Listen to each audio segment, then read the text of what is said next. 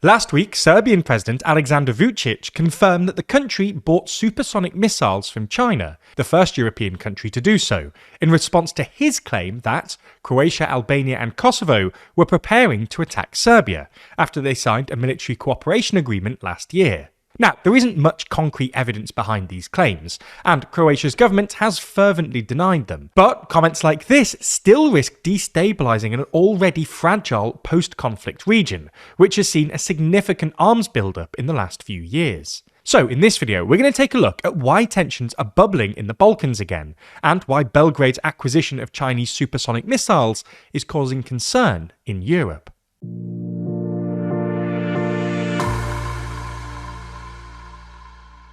President Erdogan was ranked 19th in our list of the world's most influential people. So in the latest issue of our magazine Too Long, we discuss how his various foreign policy gambles apparently paid off, and how he's been able to consolidate power inside Turkey over the past year or so. That's just one of 72 pages in the magazine, because as always there's more to Too Long than you'd expect. Purchase your copy by clicking the link in the description. Following the breakup of the Socialist Federal Republic of Yugoslavia in the early 1990s, the region was engulfed in a series of devastating conflicts between the forces of the Federal Republic of Yugoslavia and the republics that declared independence from Belgrade. These included the Croatian War of Independence and the Bosnian War. Towards the end of the 90s, Serbia also fought a war with Albanian-majority Kosovo, which eventually officially declared its independence from Serbia in 2008, which Belgrade has refused to recognise. Since the wars, countries in the region sought to normalise ties and strengthen their security arrangements. For NATO members Albania, Croatia, Montenegro, North Macedonia and NATO-aspiring member Kosovo,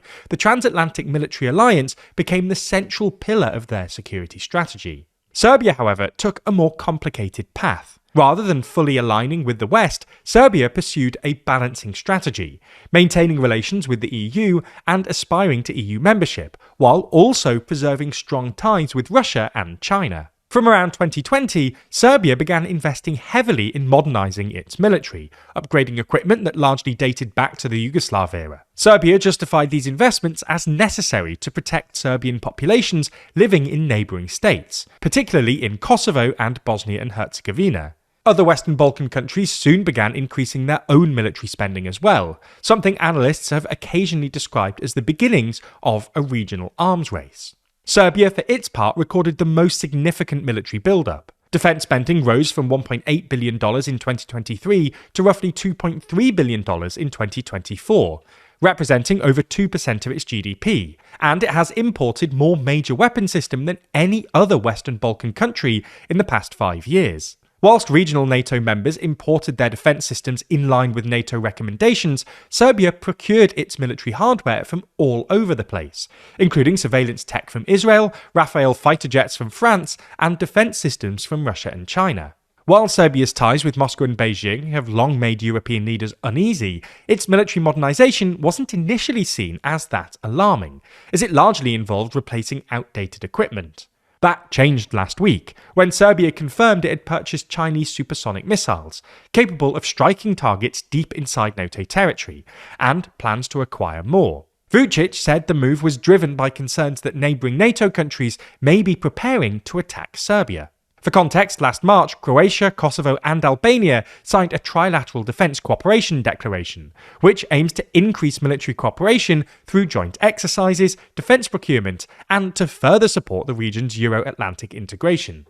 The agreement itself is especially important for Kosovo, which has struggled to advance its NATO integration, and its security situation deteriorated following the Banska attack in September 2023, when armed Serb militants carried out an attack in northern Kosovo that killed a Kosovar police officer. However, the joint declaration was greatly condemned by Serbia, with members of Vučić's ruling party describing it as an anti-Serb alliance. The Serbian Foreign Ministry criticised the alliance for being formed without consultation with Serbia, and said that their intentions were to isolate Serbia. On top of that, Vučić argued that it violated a 1996 sub-regional arms control agreement, as well as the UN Security Council resolution that put an end to the Kosovan War, according to which a NATO-led force can be the only armed force in Kosovo.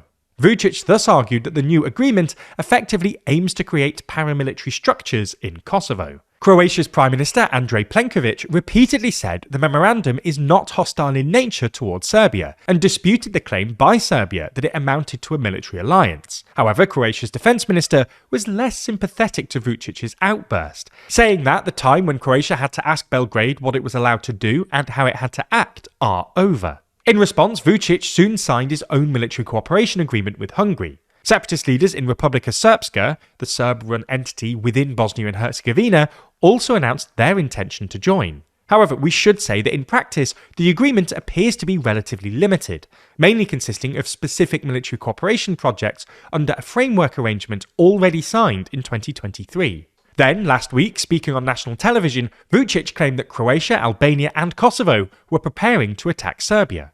According to him, these countries are waiting for an escalation of the conflict between Russia and Europe, and hope that wider global instability, including the war in the Middle East, could create an opportunity for them to act. Commenting on relations with Croatia, Vučić accused the government of attempting to undermine Serbia over the past year and a half, and of interfering in its domestic affairs, and trying to support a colour revolution, referencing the anti-corruption student protests which have engulfed Serbia in the last year and a half. At the same time, another controversy emerged earlier this month, after the former head of Serbia's intelligence service and a close ally of Vučić suggested adopting what he called a Mossad model to target Kosovo's prime minister, as well as anyone he believes is pursuing anti-Serbian policies, saying, if Israel can do it, why can't we? Kosovo's government strongly condemned the remarks, calling them unacceptable and deeply threatening. All these developments have not gone unnoticed by Serbia's neighbours. Croatia's president reiterated that his country has no intention of attacking Serbia, adding that Croatia neither has the military capacity nor the desire to do so, while Plenković said that while he doubts Serbia would attack its neighbours, he did brief NATO Secretary-General about the new Chinese supersonic missiles, and said that his government is closely monitoring the situation. The way we see it, Vučić's claims do appear to be more like political posturing than a genuine threat. Vučić is facing significant pressure at home, including growing unrest and calls for early elections. Framing Serbia as being under threat from external forces not only serves as a distraction, but also allows him to position himself as a defender of the nation, something that could resonate strongly with his core voter base. However, this doesn't mean that Europe is sitting particularly comfortably. Serbia has now become the first European country to acquire this mid to long distance Chinese missile system. China has already been expanding its economic influence in the Balkans, particularly through its Belt and Road initiative, investing heavily in infrastructure projects, with its flagship Belgrade to Budapest high-speed railway finally completed this year. However, Serbia's acquisition of advanced Chinese weapons suggests Beijing's role in the region may now be extending beyond economics and into security.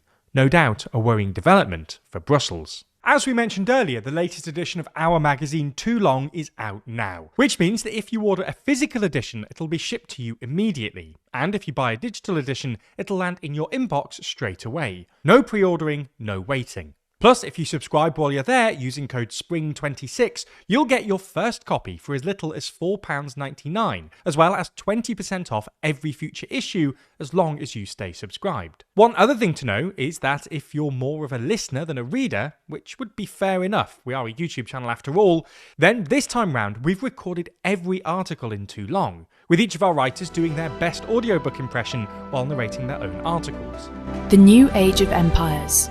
Written and read by Georgina Finley. If you want that, then you can sign up to our new Too Long and TLDR Party bundle. That gets you a copy of the magazine, but also access to TLDR Party, our new subscription. Party members not only get access to the audio versions of every article, they also get access to our documentaries, like our new series Leaders and Losers and our upcoming documentary we're recording in Greenland right now. They get access to our behind-the-scenes podcast, The Bullpen, our bonus podcast, The Last Move, their name printed in every issue of our magazine, and more. Find out more about TLDR Party by clicking the link in the description, where you'll also find a link to subscribe to Too Long and our documentaries.